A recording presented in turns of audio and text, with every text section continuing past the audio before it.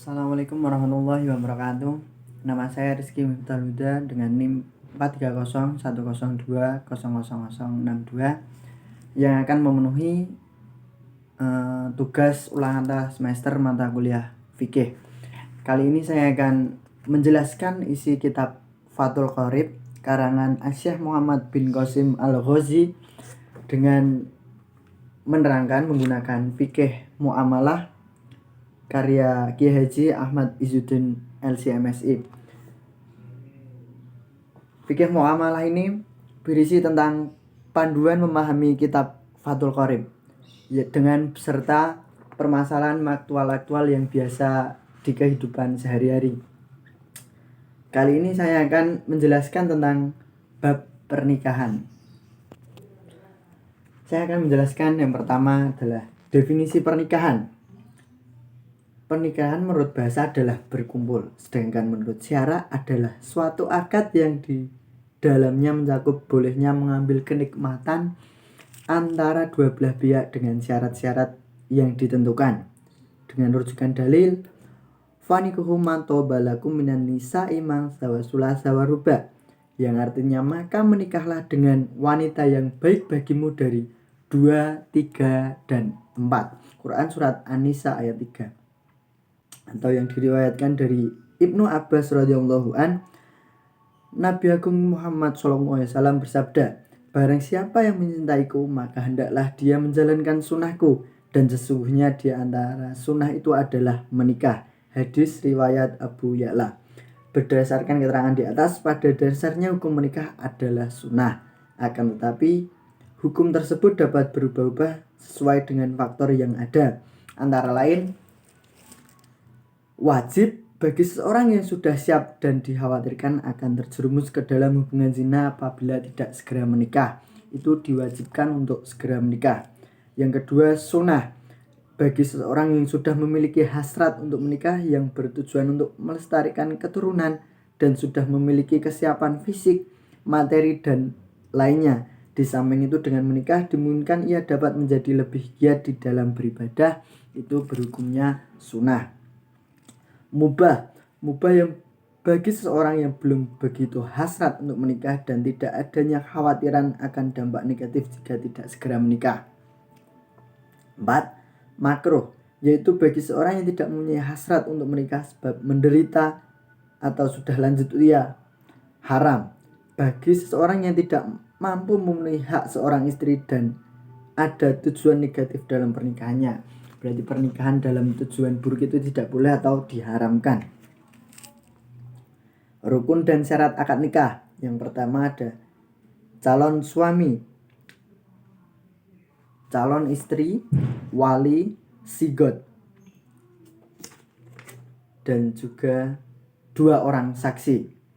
Urutan-urutan yang berhak menjadi wali, yang pertama ada ayah, yang kedua ada kakek, yang ketiga ada ayahnya kakek dan seterusnya, yang keempat ada saudara laki-laki sekandung, yang kelima adalah saudara laki-laki seayah, yang keenam ada keponakan sekandung dan terus ke bawah, yang ketujuh ada keponakan tunggal seayah dan terus ke bawah, yang kedelapan ada paman sekandung, yang kesembilan ada paman tunggal seayah, yang ke-10 ada anak laki-laki dari paman sepupu atau sepupu laki-laki, yang 11 waris asobah, yang ke-12 ada walinya orang yang merdeka, yang ke-13 wari asobahnya orang yang merdeka, dan yang terakhir adalah wali hakim.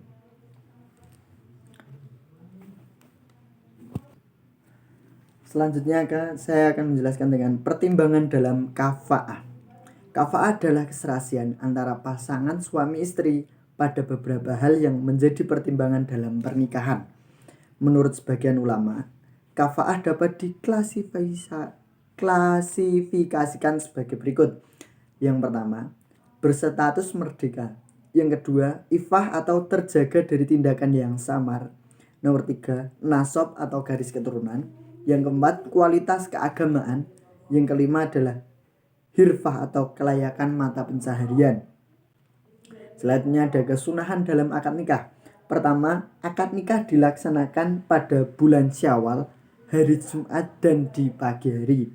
Yang kedua ada dilaksanakan di masjid. Yang ketiga disaksikan oleh banyak orang. Wanita yang haram dinikahi. Wanita yang haram dinikahi oleh seorang laki-laki ada 18, yang mana 18 orang tersebut haram untuk dinikahi. 1. Hubungan nasab atau yang sedarah, ibu dan seatasnya. Yang kedua, anak perempuan sebawahnya, saudara perempuan, bibi, saudari dari bapak, bibi, saudari dari ibu, keponakan perempuan dari saudara laki-laki, keponakan perempuan dari saudara perempuan. 1. Hubungan persusuan atau rado, ibu persusuan dan seatasnya, anak perempuan dan sebawahnya, saudara perempuan persusuan, bibi saudari ayah persusuan, bibi saudari dari ibu persusuan, keponakan perempuan dari saudara laki-laki persusuan, keponakan perempuan dari saudara perempuan persusuan. Hubungan mertua, ibu mertua, anak dan cucu pertemuan dari ibu tiri yang sudah dijima, ibu tiri dan seatasnya, istri dari anak menantu perempuan dan sebawahnya. Selain wanita-wanita disebutkan tadi, bagi seorang laki-laki diharamkan mengumpulkan dua wanita dalam pernikahan yang keduanya terdapat hubungan mahram. Dengan demikian diharamkan jika 1. mengumpulkan 2 perempuan bersaudara, kakak adik dinikahi itu tidak boleh. Mengumpulkan seorang perempuan dengan bibinya baik dari pihak ayah atau ibu itu juga tidak boleh. Mengumpulkan seorang perempuan dan keponakan perempuannya dan sebawahnya baik dari saudara laki-laki atau perempuan. Di sini juga ada permasalahan aktual atau permasalahan yang sering dijumpai dalam kehidupan bab pernikahan. Yang pertama ada pernikahan dua alam. Pernikahan manusia dan jin menurut kaul muktamad itu diperbolehkan atau sah, sebagaimana pendapat Imam Qomuli yang dikuatkan Imam Romli dalam Hasyiah Al-Baijuri volume 2 halaman 159. Yang kedua, keluarga berencana. Mengikuti program KB atau keluarga berencana bagi muslimat hukumnya tafsil. Yang pertama, makruh apabila bertujuan mengatur jarak kehamilan. Yang kedua, haram apabila bertujuan untuk memutus kehamilan. Jadi kalau ikut program KB itu tujuannya tinggal apa dulu, untuk mengatur jarak kelahiran atau memutus kehamilan itu. Kalau memutus kehamilan haram hukumnya. Dalam kitab Hasyiah Al-Baijuri volume 2 halaman 135. Yang ketiga, kawin kontrak.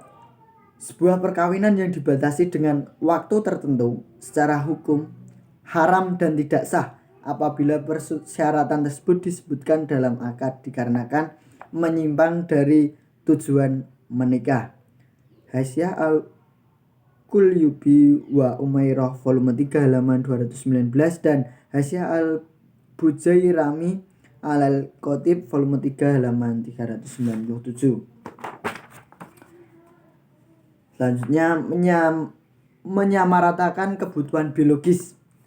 Seorang yang berpoligami wajib menyamaratakan dalam membagikan giliran menginap, akan tetapi dalam hal pemenuhan kebutuhan biologis atau jima tidak wajib menyamaratakan, namun hanya sunnah, sehingga tidak mengapa jika kecondongan hati yang suami pada salah satu istrinya saja, karena hal tersebut adalah suatu yang tidak bisa dipaksakan. Al-Bajuri volume 2 halaman 188.